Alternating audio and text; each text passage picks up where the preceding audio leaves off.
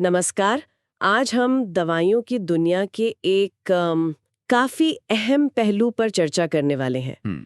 Pharmaceutical analysis, बिल्कुल। मतलब दवा विश्लेषण। हम्म। हमारे पास इस पर कुछ नोट्स भी हैं जो foundations and techniques of pharmaceutical analysis किताब पर आधारित हैं। हम्म। तो हमारा मकसद क्या है आज? ये समझना कि भाई दवाइयों की जांच होती कैसे है, हम्म। ताकि उनकी क्वालिटी, सेफ्टी और असर सब पक्का हो सके। बिल्कुल। कैसे यकीन करें कि जो दवा हम ले रहे हैं वो वही है जो पैकेट पर लिखा है और सेफ भी है। बिल्कुल, ये असल में हमारी दवाओं में भरोसे की बुनियाद है और मरीज की सुरक्षा के लिए तो ये बेहद बेहद जरूरी है। और ये सिर्फ दवा बनने के बाद नहीं, ये तो आप कह सकते हैं कि दवा के पूरे जीवन चक्र को कवर करता है। चलिए तो एकदम शुरू से शुरू करते हैं। ये फार्मास्यूटिकल एनालिसिस आखिर है क्या चीज, मतलब क्या है ये फील्ड? हाँ, तो देखिए, आसान शब्दों में कहें तो ये केमिस्ट्री की ही एक खास ब्रांच है। इसमें हम क्या करते हैं, दवाइयों में जो पदार्थ इस्तेमाल होते हैं ना, उनकी पहचान करना, वो कितने शुद्ध हैं ये पता लगाना, उनकी मात्रा जांचना, ये सब शामिल है। असल मकसद ये पक्का करना कि दवाएं, उनका कच्चा माल और जो फाइनल गोली या कैप्सूल बनता है वो सब सेफ हों, असरदार हों और जो तय स्टैंडर्ड हैं उनके हिसाब से हों। अच्छा, तो एक तरह से ये दवाइयों का क्वालिटी चेक हुआ। पर ये सुनने में ऐसा लग रहा है कि सिर्फ आखिरी गोली को टेस्ट करने से कहीं ज्यादा है ये। हाँ हाँ बिल्कुल। ये सिर्फ आखिरी गोली की बात नहीं है, ये दवा की पूरी जिंदगी को कवर करता है। मतलब कच्चा माल आया तो पहले उसकी पहचान करो, देखो उसमें कोई नुकसानदेह चीज़ तो नहीं मिली भी। फिर जब दवा बन रही है तो बीच बीच में अहम पड़ावों पर चेक करो, इसे इन प्रोसेस कंट्रोल कहते हैं। और फिर आखिर में हाँ, जो तैयार दवा है, गोली है, कैप्सूल है, इंजेक्शन है, उसका पूरा एनालिसिस। उसमें एक्टिव दवा एपीआई कितनी है, हर गोली में बराबर है या नहीं, दवा पेट में जाकर ठीक से घुलेगी या नहीं, वक्त के साथ खराब तो नहीं हो जाएगी, ये सब। और इसके लिए ना फार्माकोपिया में बड़े सख्त नियम दिए होते हैं, उनको फॉलो करना पड़ता है। अच्छा, ये फार्माकोपिया पर हम बाद में आएंगे, लेकिन आपने कहा क्लिनिकल ट्रायल्स, यानी जब इंसानों पर दवा टेस्ट होती है, उसके लिए भी ये जरूरी है। अरे बहुत ज्यादा जरूरी, सर्वोपरि कह सकते हैं। सोचिए, अगर ट्रायल में इस्तेमाल हो रही दवा की क्वालिटी ही ऊपर नीचे हो तो नतीजों पर कैसे भरोसा करेंगे? पता ही नहीं चलेगा कि असर दवा का है या खराब क्वालिटी का। तो ये एनालिसिस पक्का करता है कि ट्रायल वाली दवा एकदम एक जैसी, कंसिस्टेंट हो। और इसमें वो बायो एनालिसिस भी आता है, मतलब खून या यूरिन में दवा कितनी है ये मापना। इससे पता चलता है दवा शरीर में टिक कितनी देर रही है, काम कैसे कर रही है। हम्म।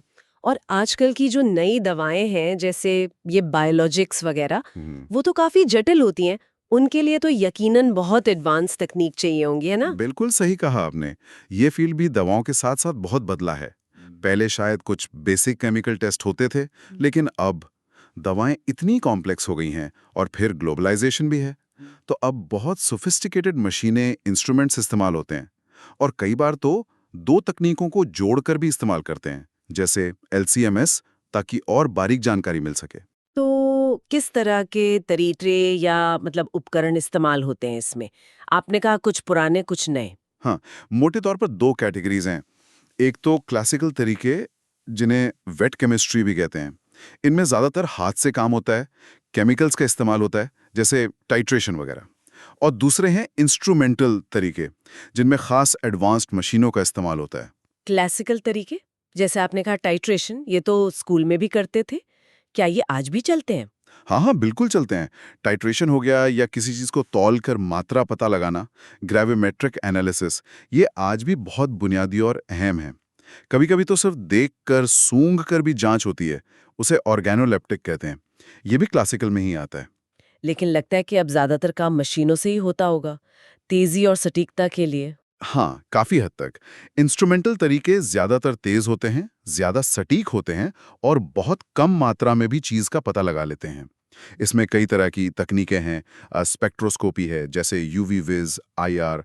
फिर क्रोमेटोग्राफी है, जैसे एचपीएलसी, जीसी। और कुछ बिजली के सिद्धांत पर काम करने वाले तरीके भी हैं। और ये अलग-अलग तरीके अलग-अलग जानकारी देते हैं। मेरा मतलब है, जैसे एक बताएगा कि दवा में क्या है और दूसरा बताएगा कि कितना है, ऐसा कुछ। क्या बात है, आपने एकदम सही पकड़ा। यही है गुणात्मक और मात्रात्मक विश्लेषण का फर्क। गुणात्मक विश्लेषण पूछता है ये है क्या चीज, मतलब पहचान कंफर्म करना या कोई मिलावट तो नहीं है, ये देखना।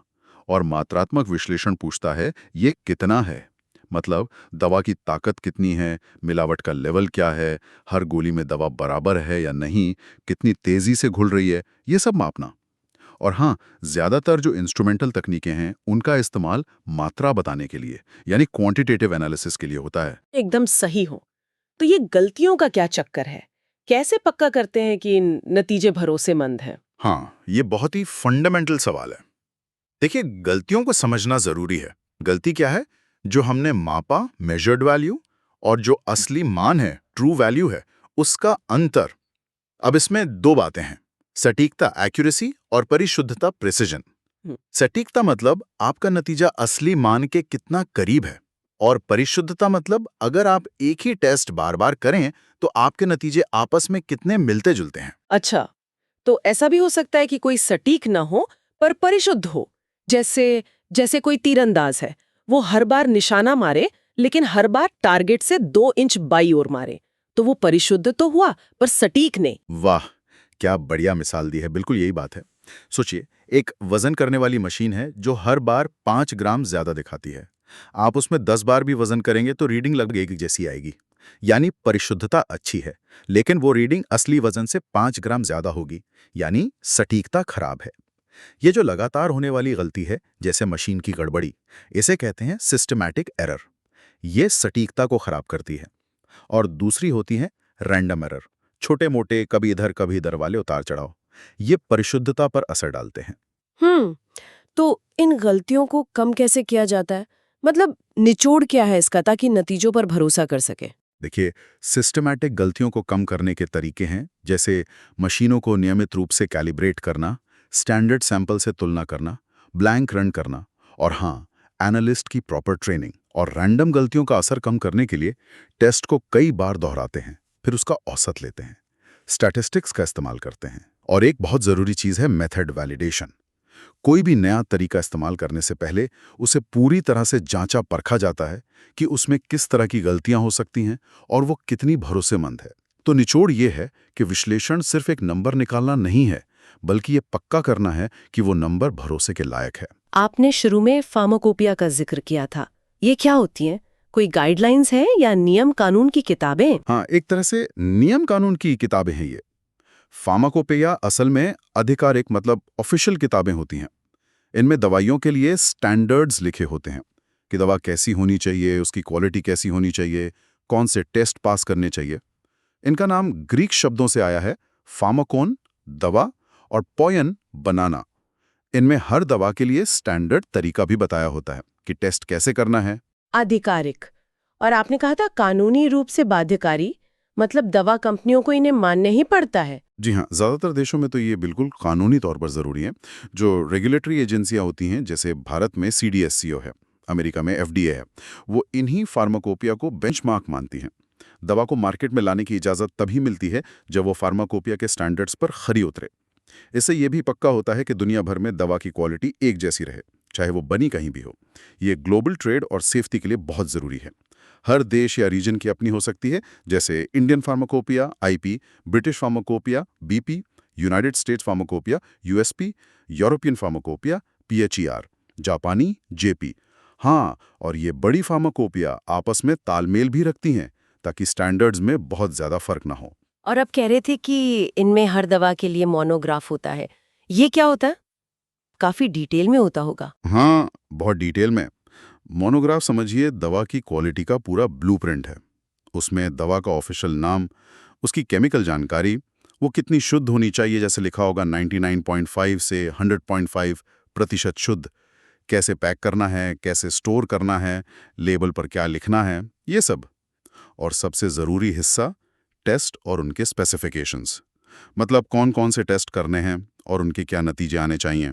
जैसे पहचान के लिए टेस्ट, शायद IR स्पेक्ट्रम मैच करना हो, दवा की मात्रा यानी एसए का टेस्ट, अशुद्धियों के टेस्ट और उनके लिमिट्स, और फिर डोजेज फॉर्म के लिए खास टेस्ट जैसे डिसोल्यूशन, घुलने का टेस्ट। हम अक्सर 2 शब्द सुनते हैं, QA और QC, क्वालिटी एश्योरेंस और क्वालिटी कंट्रोल। क्या ये एक ही चीज है या इनमें कुछ फर्क है? हाँ, ये दोनों शब्द बहुत इस्तेमाल होते हैं और अक्सर लोग कंफ्यूज भी हो जाते हैं। इनमें फ़र्क है और काफ़ी अहम फ़र्क है। QC यानी क्वालिटी कंट्रोल, ये समझिए लैब का काम है। ये जीएमपी यानी गुड मैन्युफैक्चरिंग प्रैक्टिसेस का वो हिस्सा है जहां आप असल में सैंपल्स को लेकर टेस्ट करते हैं। टेस्ट करके ये देखते हैं कि वो स्पेसिफिकेशंस यानी फार्माकोपिया के मानकों पर खरे उतर रहे हैं या नहीं। तो क्यूसी का काम है गलतियों को पकड़ना। करेक्शन। दूसरी तरफ है क्यूए यानी क्वालिटी अश्योरेंस। ये बहुत व्यापक है, ये पूरे सिस्टम पर फोकस करता है। क्यूए का काम ये सुनिश्चित करना है कि दवा बनाने और टेस्ट करने की पूरी व्यवस्था ही ऐसी हो कि लगातार बार बार अच्छी क्वालिटी की दवा ही बने। तो क्यूए का काम है गलतियों को रोकना, प्रिवेंशन। अच्छा, तो मतलब क्यूसी लैब में बैठकर टेस्ट करता है कि बैच ठीक बना या नहीं, और क्यूए ये देखता है कि पूरा सिस्टम ही ऐसा हो कि बैच ठीक ही बने। बिल्कुल, आपने एकदम सही तरीके से समझा इसे। क्यूसी का सवाल है, क्या ये वाला बैच मानकों पर खरा है? क्यूए का सवाल है, क्या हमारा सिस्टम इतना मजबूत है कि हर बैच मानकों पर खरा उतरेगा? क्यूए में बहुत कुछ आता है। लोगों की ट्रेनिंग, सारे रिकॉर्ड्स और डॉक्यूमेंटेशन, इंटरनल ऑडिट्स, अगर प्रोसेस में कोई बदलाव हो रहा है तो उसे कंट्रोल करना, ये सब। एनालिटिकल लैब जो है वो क्यूसी का दिल है, वो डेटा देती है, और लेकिन क्यूए वो दिमाग है जो सारे डेटा, सारे डॉक्यूमेंट्स को देखकर ये फैसला लेता है कि हाँ, अब ये दवा बाजार में जाने के लिए तैयार है। सिर्फ क्यूसी टेस्ट का पास होना काफी नहीं होता, क्यूए पूरी कहानी देखता है। चलिए, ये तो बहुत अच्छे से समझ आया। अब कुछ खास तकनीकों पर थोड़ी और बात करते हैं। आपने क्लासिकल तरीकों में टाइट्रेशन का जिक्र किया था। क्या ये पुरानी तकनीक आज भी उतनी ही जरूरी है? हाँ जी, बिल्कुल। टाइट्रेशन आज भी क्वांटिटेटिव एनालिसिस यानी मात्रा पता लगाने की एक बुनियादी और बहुत भरोसेमंद तकनीक है। इसका सिद्धांत बड़ा सीधा है। आपके पास एक सॉल्यूशन है जिसकी कॉन्सेंट्रेशन आपको ठीक ठीक पता है। इसे कहते हैं टाइट्रेंट। आप इसे धीरे धीरे अपने सैंपल वाले सॉल्यूशन में डालते हैं जिसमें वो चीज़ है जिसकी मात्रा आपको पता करनी है, एनालाइट। आप तब तक डालते हैं जब तक दोनों के बीच केमिकल रिएक्शन पूरा ना हो जाए। ये रिएक्शन कब पूरा हुआ, इसका पता अक्सर एक इंडिकेटर से चलता है जो रंग बदल लेता है।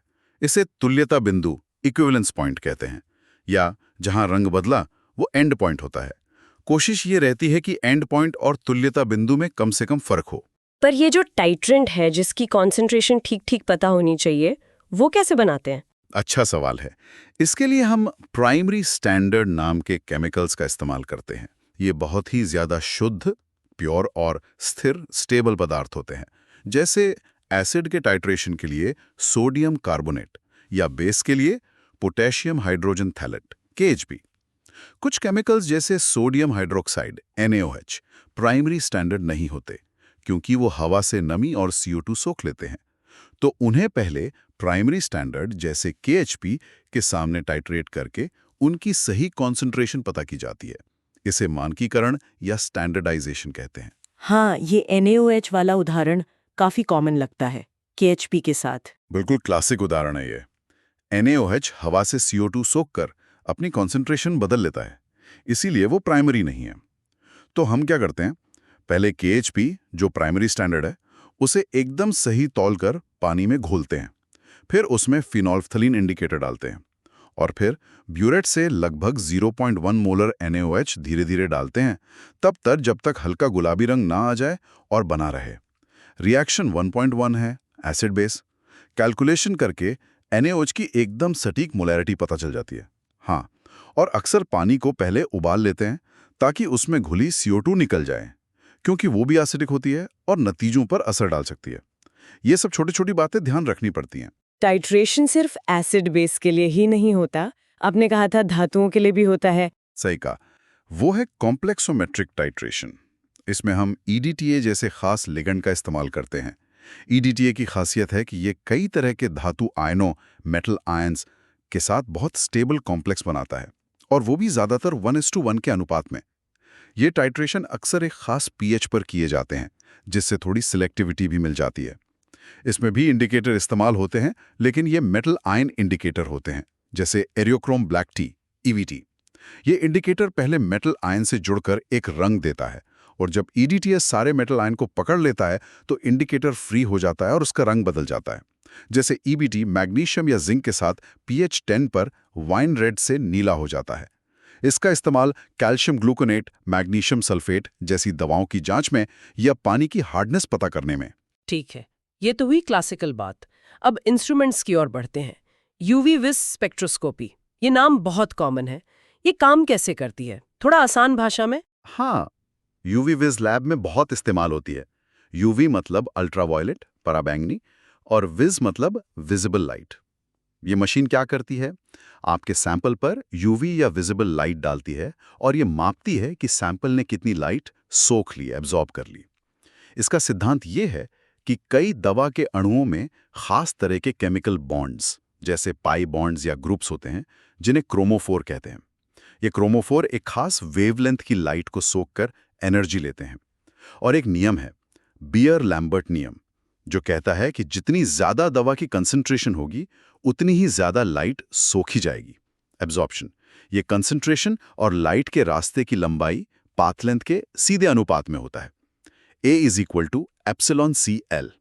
तो इसे मात्रा पता करने के लिए इस्तेमाल करते हैं। अच्छा, और इस मशीन के अंदर क्या होता है? मतलब लाइट सोर्स, डिटेक्टर?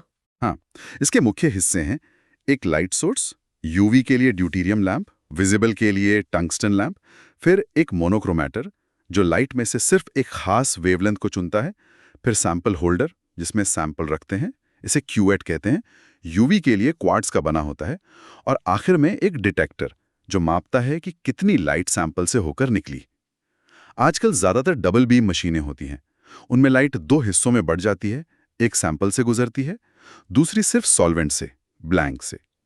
डिटेक्टर दोनों की तुलना करता है, जिससे लाइट सोर्स के उतार चढ़ाव या सॉल्वेंट के असर का प्रभाव खत्म हो जाता है। तो फार्मा में इसका इस्तेमाल कहाँ होता है? काफी वर्सेटाइल लग रही है ये तकनीक। हाँ, ये लैब का वर्कहॉर्स है, बहुत सारे कामों में आती है। सबसे ज्यादा तो दवा की मात्रा या ताकत ऐसे पता करने में, अशुद्धियों की मात्रा पता करने में, पहचान के लिए भी इस्तेमाल होती है। सैंपल का स्पेक्ट्रम या जिस वेवलेंथ पर वो सबसे ज्यादा लाइट सोखता है, लैम्डा मैक्स, उसे स्टैंडर्ड से मिलाते हैं। और डिसोल्यूशन टेस्टिंग में ये देखने के लिए कि समय के साथ गोली से कितनी दवा घुल रही है, उसे भी यूवी विज से ही मापते हैं। दवा का पीके पता करने में भी काम आती है। एक और तकनीक है फ्लोरोमेट्री या फ्लोरेसेंस स्पेक्ट्रोस्कोपी। ये यूवी विज से कैसे अलग है? नाम से कुछ चमकने जैसा लग रहा है। हाँ, इसमें चमकने की ही बात है।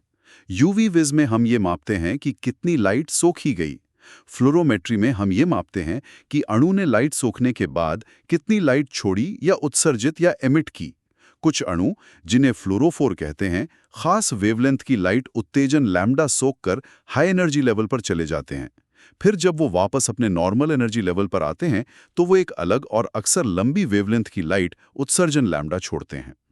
इसी छोड़ी गई लाइट की चमक, इंटेंसिटी, को मापा जाता है, और ये चमक कम कॉन्सेंट्रेशन पर दवा की मात्रा के सीधे अनुपात में होती है। ये यूवी विज से कहीं ज्यादा सेंसिटिव पीपीबी या पीपीटी लेवल तक पता लगा सकती है।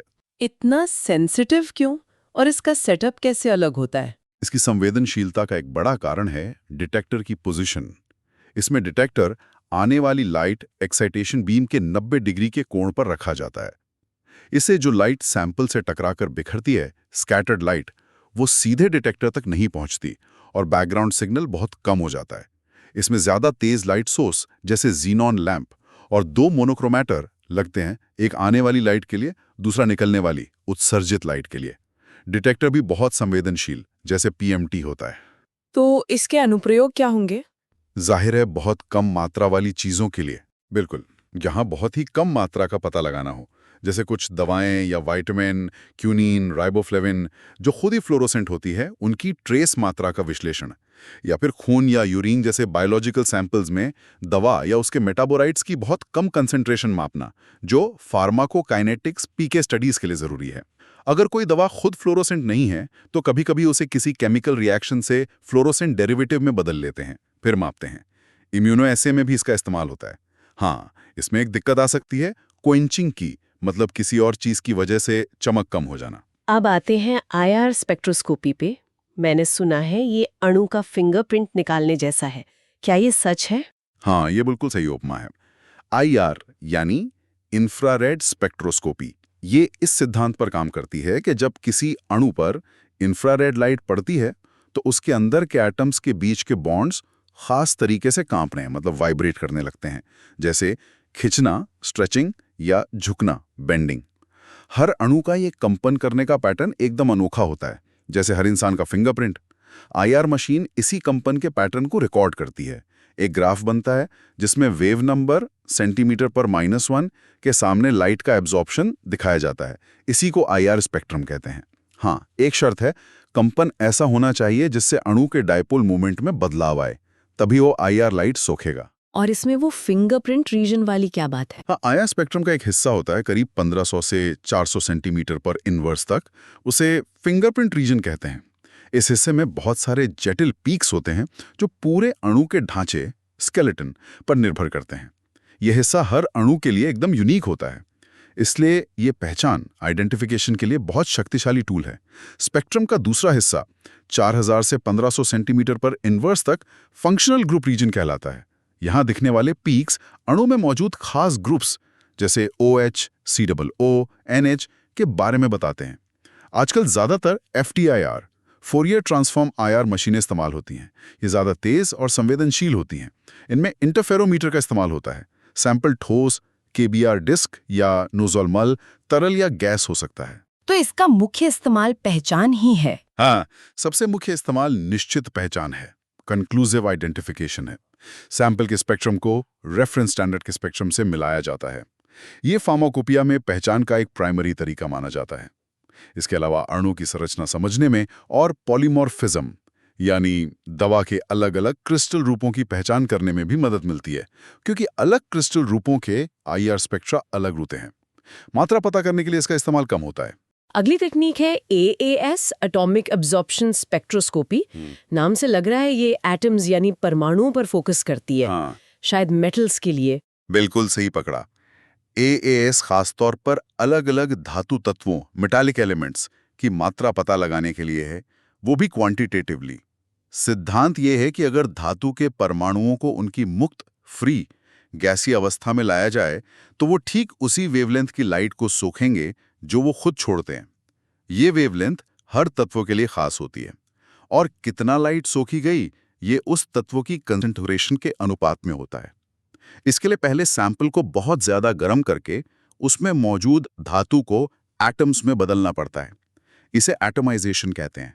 ये या तो आग की लपट फ्लेम में किया जाता है या ग्रेफाइट की बनी एक छोटी ट्यूब फर्नेस में। इसमें लाइट सोर्स के बारे में कुछ खास बात है? हाँ, ये इसकी सबसे बड़ी खासियत है। इसमें हॉलो कैथोड लैंप इस्तेमाल होता है। ये लैंप उसी धातु का बना होता है जिसका विश्लेषण करना है। जैसे अगर लेड मापना है तो लेड का बना HCl इस्तेमाल होगा। ये लैंप ठीक वही खास वेवलेंथ की लाइट छोड़ता है जिसे उस धातु के एटम सोख सकते हैं। इससे ये तकनीक बहुत ज्यादा स्पेसिफिक हो जाती है, मतलब दूसरे तत्वों से इंटरफेरेंस बहुत कम होता है। हर तत्व के लिए अलग लैंप चाहिए होता है। एटमाइजर दो तरह के होते हैं, फ्लेम AAS जो तेज है और PPM लेवल तक माप सकता है, और ग्रेफाइट फर्नेस AAS जो बहुत ज्यादा संवेदनशील है, PPB लेवल तक। इसमें ग्रेफाइट ट्यूब को बिजली से गर्म करते हैं। मोनोक्रोमैटर उस खास वेवलेंथ को बाकी लाइट से अलग करता है। तो इसके मुख्य अनुप्रयोग क्या है? काफी स्पेसिफिक लग रही है। हाँ, ये स्पेसिफिक है लेकिन बहुत जरूरी है। इसका सबसे अहम काम है दवाइयों और कच्चे माल में हानिकारक भारी धातुओं हैवी मेटल्स की अशुद्धियों का पता लगाना, जैसे lead, PB, cadmium, CD, mercury, Hg, arsenic, AS। इनके लिए ICH Q3D जैसी गाइडलाइंस में बहुत सख्त लिमिट्स दी गई हैं। AS इन लिमिट्स को कंट्रोल करने के लिए महत्वपूर्ण है। इसके अलावा जिन दवाओं में खुद कोई धातु होती है, जैसे लिथियम, प्लैटिनम, जिंक युक्त दवाएं, उनका ऐसे करने में भी ये काम आती है। ठीक है, अब क्रोमैटोग्राफी की तरफ चलते हैं। ये शब्द थोड़ा भारी लगता है, पर शायद इसका मतलब चीजों को अलग करना है, सेपरेशन। हाँ बिल्कुल, क्रोमैटोग्राफी आज के समय में मिक्सचर्स को उनके अलग अलग घटकों कंपोनेंट्स में अलग करने की सबसे शक्तिशाली तकनीक है। इसका मूल सिद्धांत क्या है? मिश्रण के घटकों को दो फेज के बीच बांटा जाता है, एक स्थिर फेज जो अपनी जगह रहता है और एक गतिशील फेज जो स्थिर फेज के ऊपर या उसके बीच से बहता है। मिश्रण के घटक इन दोनों फेज के साथ अलग अलग तरह से इंटरैक्ट करते हैं। जो घटक स्थिर फेज के साथ ज्यादा मजबूती से जुड़ता है वो धीरे धीरे आगे बढ़ता है, जो कम जुड़ता है वो तेजी से आगे निकल जाता है। इस तरह से मिश्रण के सारे घटक अलग अलग समय पर डिटेक्टर तक पहुंचते हैं। जो ग्राफ बनता है डिटेक्टर सिग्नल बनाम समय, उसे क्रोमैटोग्राम कहते हैं। इसमें कुछ जरूरी टर्म्स हैं। रिटेंशन टाइम TR, कोई घटक कितनी देर में कॉलम से बाहर निकला, ये पहचान के लिए इस्तेमाल होता है। रेजोल्यूशन RS, दो पीक्स कितने अच्छे से अलग हुए, और एफिशिएंसी n, पीक कितना शार्प है। इसमें एक है कॉलम क्रोमैटोग्राफी, जैसे कोई ट्यूब या कॉलम जिसमें कुछ भरा हो। हाँ, इसमें स्थिर फेस को एक कॉलम ट्यूब के अंदर पैक किया जाता है। ये दो तरह की हो सकती हैं, अधिशोषण क्रोमैटोग्राफी, जिसमें स्थिर फेस ठोस होता है जैसे सिलिका, और घटक उसकी सतह पर चिपकने की यानी एड्सॉर्ब की क्षमता के आधार पर अलग होते हैं। ये पोलैरिटी के अंतर पर काम करती हैं। दूसरी है विभाजन क्रोमैटोग्राफी, जिसमें स्थिर फेज एक ठोस सपोर्ट पर लगी एक पतली तरल परत होती है। इसमें घटक स्थिर तरल और बहते हुए गतिशील तरल के बीच अपनी घुलनशीलता के आधार पर बढ़ते हैं। आजकल दवाओं के लिए सबसे ज्यादा रिवर्स फेज क्रोमैटोग्राफी इस्तेमाल होती है, जिसमें स्थिर फेज नॉन पोलर जैसे C18 होता है और गतिशील फेज पोलर जैसे पानी और मेथनॉल एसिटोनाइट्राइल का मिश्रण। कॉलम क्रोमैटोग्राफी ज्यादा मात्रा में चीजों को अलग करने या शुद्ध करने के लिए अच्छी है, लेकिन थोड़ी धीमी हो सकती है। और एक है प्लेनर क्रोमैटोग्राफी, जैसे TLC। ये तो लैब में काफी इस्तेमाल होती है। हाँ, प्लेनर मतलब समतल सतह पे होने वाली क्रोमैटोग्राफी। इसमें सबसे आम है TLC यानी थिन लेयर क्रोमैटोग्राफी। इसमें स्थिर फेज जैसे सिलिका या एल्यूमिनिया की एक पतली परत कांच या प्लास्टिक की प्लेट पर चढ़ी होती है। सैंपल का स्पॉट प्लेट के नीचे लगाते हैं और प्लेट को सॉल्वेंट गतिशील फेज वाले चेंबर में खड़ा कर देते हैं। सॉल्वेंट केशिका क्रिया कैपिलरी एक्शन से ऊपर चढ़ता है और सैंपल के घटकों को अलग करता जाता है। अलग हुए स्पॉट्स को RF वैल्यू से पहचानते हैं। स्पॉट ने कितनी दूरी तय की, सॉल्वेंट ने कितनी दूरी तय की। TLC का फायदा है कि ये बहुत सरल, तेज और सस्ती है। एक साथ कई सैंपल लगाए जा सकते हैं। नुकसान ये है कि ये ज्यादातर गुणात्मक है, क्वालिटेटिव है, रेजोल्यूशन बहुत अच्छा नहीं होता और RF वैल्यू थोड़ी बदल सकती है। इसका इस्तेमाल रिएक्शन मॉनिटरिंग, फटाफट शुद्धता जांचने या स्क्रीनिंग के लिए होता है। इसी तरह की एक और पुरानी तकनीक है पेपर क्रोमैटोग्राफी, जिसमें स्थिर फेज कागज सेलुलोज होता है। ये और भी सरल और सस्ती है, पर बहुत धीमी है और रेजोल्यूशन खराब होता है। आजकल ज्यादातर TLC ने इसकी जगह ले ली है, क्योंकि TLC तेज है, बेहतर रेजोल्यूशन देती है और ज्यादातर आके स्थिर फेज इस्तेमाल किए जा सकते हैं। अब गैस क्रोमैटोग्राफी पर आते हैं, तो इसमें गतिशील फेज गैस होती है। ये किस तरह के सैंपल्स के लिए है? हाँ, जैसा नाम से ही पता चल रहा है, इसमें गतिशील फेज एक अक्रिय गैस होती है, जैसे हीलियम या नाइट्रोजन। स्थिर फेज एक बहुत पतली, लंबी केशिका ट्यूब के अंदर लगी एक तरल कोटिंग होती है। इसे GLC गैस लिक्विड क्रोमैटोग्राफी कहते हैं। ये तकनीक उन यौगिकों के लिए है जो या तो खुद वाष्पशील हों, वॉलेटाइल हों, या गर्म करने पर बिना टूटे वाष्प बन जाएं, थर्मली स्टेबल हों। सैंपल को एक गर्म इंजेक्शन पोर्ट में डाला जाता है, जहां वो तुरंत भाप बन जाता है। फिर कैरियर गैस उसे कॉलम से होकर ले जाती है। घटक गैस और कॉलम की तरल कोटिंग के बीच अपनी घुलनशीलता पार्टीशन के आधार पर अलग होते हैं। जिनका क्वथनांक कम होता है या जो कोटिंग से कम इंटरैक्ट करते हैं, वो जल्दी बाहर निकल जाते हैं। इसके मुख्य हिस्से क्या होते हैं मशीन के? इसमें होती है कैरियर गैस की सप्लाई, एक गर्म इंजेक्टर, कॉलम जो एक तापमान नियंत्रित ओवन में रखा होता है। अक्सर तापमान को विश्लेषण के दौरान बदला जाता है, टेम्परेचर प्रोग्रामिंग। फिर एक डिटेक्टर और डेटा सिस्टम। डिटेक्टर कई तरह के होते हैं। ऑर्गेनिक कंपाउंड्स के लिए सबसे आम है FID, फ्लेम आयोनाइजेशन डिटेक्टर, जो बहुत संवेदनशील है पर सैंपल को जला देता है। एक और है TCD, थर्मल कंडक्टिविटी डिटेक्टर, जो लगभग हर चीज को डिटेक्ट करता है, सैंपल को नष्ट नहीं करता पर कम संवेदनशील है। इसके फायदे और नुकसान क्या है? थर्मली स्टेबल चीजों के लिए ही काम करती है। अगर सैंपल ऐसा नहीं है तो पहले उसका डेरिवेटिव बनाना पड़ सकता है ताकि वो वाष्पशील बन जाए।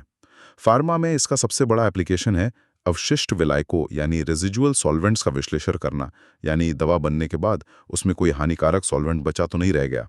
इसके अलावा शुद्धता जांचने या कुछ वाष्पशील दवाओं के विश्लेषण में भी काम आती है। और आखिर में HPLC, high performance liquid chromatography. नाम में ही हाई परफॉर्मेंस है। क्या ये वाकई दवा विश्लेषण की दुनिया की सुपरस्टार है? हाँ, आप बिल्कुल कह सकती हैं। HPLC आज फार्मास्यूटिकल इंडस्ट्री में सबसे ज्यादा इस्तेमाल होने वाली एनालिटिकल तकनीक है। ये असल में कॉलम क्रोमैटोग्राफी का ही एक बहुत एडवांस्ड रूप है। इसमें हाई परफॉर्मेंस इसलिए है क्योंकि ये बहुत ही छोटे कणों, टिपिकली 3 से 10 माइक्रोमीटर से भरे हुए कॉलम का इस्तेमाल करती है। इन छोटे कणों की वजह से कॉलम का सतह क्षेत्र, सरफेस एरिया बहुत ज्यादा हो जाता है, जिससे घटकों को अलग करने की क्षमता, एफिशिएंसी और रेजोल्यूशन बहुत बढ़ जाती है। लेकिन इतने महीन कणों वाले कॉलम से लिक्विड गतिशील फेज को बहाने के लिए बहुत ज्यादा दबाव, हाई प्रेशर की जरूरत पड़ती है। इसीलिए इसमें हाई प्रेशर पंप लगे होते हैं। हाई प्रेशर की वजह से विश्लेषण तेज भी हो जाता है। इसमें भी रिवर्स फेज जैसे C18 या C8 कॉलम और पानी ऑर्गेनिक सॉल्वेंट का मिक्सचर सबसे ज्यादा कॉमन है। एक टिपिकल HPLC सिस्टम में क्या-क्या होता है? ये अक्सर मॉड्यूलर होता है, मतलब अलग-अलग हिस्से होते हैं। एक सॉल्वेंट रखने की जगह रिजर्वॉयर, जिसमें अक्सर डीगैसर भी लगा होता है, घुली हुई गैसों को निकालने के लिए। फिर हाई प्रेशर पंप जो सॉल्वेंट को खींचकर सिस्टम में भेजता है। ये ग्रेडियंट इल्यूशन भी कर सकता है, मतलब विश्लेषण के दौरान सॉल्वेंट का मिश्रण बदल सकता है। फिर इंजेक्टर जहां सैंपल डाला जाता है, आजकल ऑटो सैंपलर आम है जो अपने आप सैंपल इंजेक्ट करते हैं। फिर कॉलम जो अक्सर एक थर्मोस्टैट तापमान कंट्रोल में रखा होता है। उसके बाद डिटेक्टर और आखिर में डेटा सिस्टम, कंप्यूटर और सॉफ्टवेयर। डिटेक्टर में सबसे आम यूवी विज डिटेक्टर या PDA photo diode array detector है, जो एक साथ कई वेवलेंथ पे नजर रख सकता है। तो ये फार्मा की वर्कहॉर्स क्यों मानी जाती है? इतने सारे फायदे क्या हैं? इसकी सबसे बड़ी खूबी है इसकी वर्सेटिलिटी। ये लगभग हर तरह की दवा का विश्लेषण कर सकती है, चाहे वो वाष्पशील हो या ना हो, गर्म करने पर स्टेबल हो या ना हो। इसका रेजोल्यूशन और सेंसिटिविटी बहुत अच्छी होती है। मात्रा बताने, क्वांटिटेशन के लिए इसकी परिशुद्धता, प्रिसिजन और सटीकता, एक्यूरेसी लाजवाब है। ये पूरी तरह से ऑटोमेटेड हो सकती है, जिससे एक साथ बहुत सारे सैंपल एनालाइज किए जा सकते हैं। हाँ, ये महंगी है, इसको चलाने के लिए स्किल चाहिए और सॉल्वेंट की खपत भी होती है। लेकिन इसके फायदे इतने ज्यादा हैं कि ये फार्मा इंडस्ट्री के लिए अनिवार्य जैसी हो गई है। दवा का एसे, पोटेंसी, शुद्धता और अशुद्धियों का पता लगाना, पहचान करना, कंटेंट यूनिफॉर्मिटी देखना, डिसोल्यूशन स्टडीज, स्टेबिलिटी स्टडीज, लगभग हर जरूरी टेस्ट में HPLC का इस्तेमाल होता है। तो कुल मिलाकर फार्मास्यूटिकल एनालिसिस एक बहुत बड़ा और अहम क्षेत्र है। एक तरह से वो अनसंग हीरो जो पर्दे के पीछे ये सुनिश्चित करता है कि जिन दवाइयों पर हम अपनी सेहत के लिए निर्भर हैं, वो वाकई सुरक्षित और असरदार हों। क्लासिक केमिस्ट्री से लेकर इतनी एडवांस्ड मशीनों तक सब कुछ इसी एक लक्ष्य के लिए काम करता है। ये बिल्कुल सच है। ये सिर्फ टेस्टिंग नहीं है, ये विज्ञान की कई शाखाओं, केमिस्ट्री, इंस्ट्रूमेंटेशन, रेगुलेटरी साइंस का संगम है। इसमें बहुत बारीकी से माप-तौल करनी होती है, अनिश्चितताओं को समझना होता है और बहुत मजबूत क्वालिटी सिस्टम्स को बनाए रखना होता है। हर तकनीक, चाहे वो सदियों पुरानी टाइट्रेशन हो या आज की HPLC, हर एक का अपना रोल है मरीज की सेहत की सुरक्षा करने में। ये सब मिलकर दवा में हमारे भरोसे को एक वैज्ञानिक आधार देते हैं। बिल्कुल। जाते जाते हमारे श्रोताओं के लिए कोई एक आखिरी विचार जिस पर वो सोच सकें इस पूरी चर्चा से जुड़ा हुआ। हाँ, जरूर। जरा इस पर सोचिए। जैसे जैसे दवाएं और ज्यादा जटिल होती जा रही हैं, सोचिए पर्सनलाइज्ड मेडिसिन के बारे में या नैनो मेडिसिन के बारे में। तो इन नई पीढ़ी की दवाओं की क्वालिटी और सेफ्टी को जांचने के लिए हमारी ये एनालिटिकल तकनीकें कैसे विकसित होंगी? भविष्य के इन एडवांस ट्रीटमेंट्स के लिए माप-तौल के विज्ञान, मेट्रोलॉजी में क्या नई चुनौतियां आएंगी और हमें किन नए इनोवेशंस की जरूरत पड़ेंगी? ये एक बहुत ही दिलचस्प सवाल है जिस पर आने वाले समय में काफी काम होगा।